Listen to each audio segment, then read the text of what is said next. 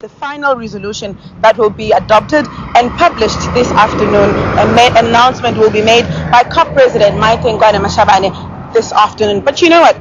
We're going to take you a bit into the process of how negotiations reach 4 o'clock in the morning and how we get to a final resolution. Ayanda Mbetshe from Oxfam has been part of this process. How do the negotiations go till 4 o'clock in the morning? What is it that takes them so long? Well, listen, this process includes 194 or so countries from around the world. They all have different needs, they all have different perspectives, and the problem with this process, well, it's not a problem, I mean, it's actually a benefit as well, is that the UNFCCC works on a consensus basis. So actually everyone has to agree. So can you imagine 194 countries ranging from the US to Mauritius, to the Saudi Arabia, to Canada, to UK, to South Africa, all agreeing on the same thing. So the process is difficult. It's difficult to come to an agreement, but yeah, to go to What are the bigger issues? What are the big issues that have really dragged the last stretch? I think some of the big issues really about well, the biggest is probably around Kyoto Protocol.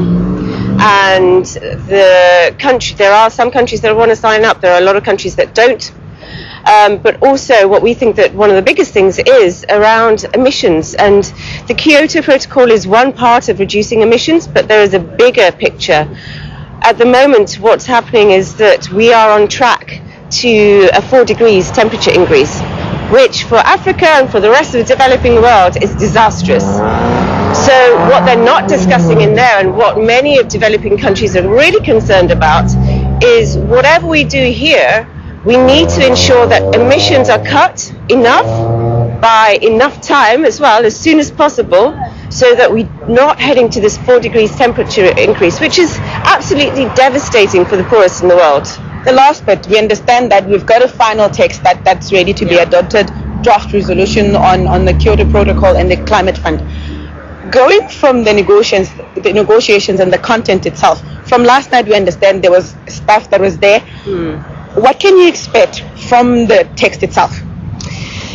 It's difficult to tell at the moment because we're waiting for the ministers to come back to a big sort of plenary meeting.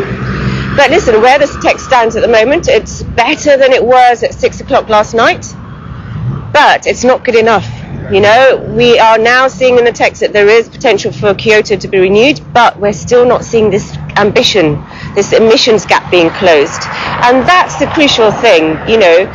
Great, we definitely need Kyoto, but listen, at the moment what countries are saying is that yes, we'll look at cutting emissions, but not until 2020. If we do that, too late. Rashmi, thank you very much for speaking to us. That's Ayanda Mbetshe from Oxfam, who's been part of the process, saying on the text itself, it looks like we've done a bit better than the beginning, but we'll see what the final outcome, what the final document says this afternoon when announcement is made. Let's go back to the studio in Johannesburg.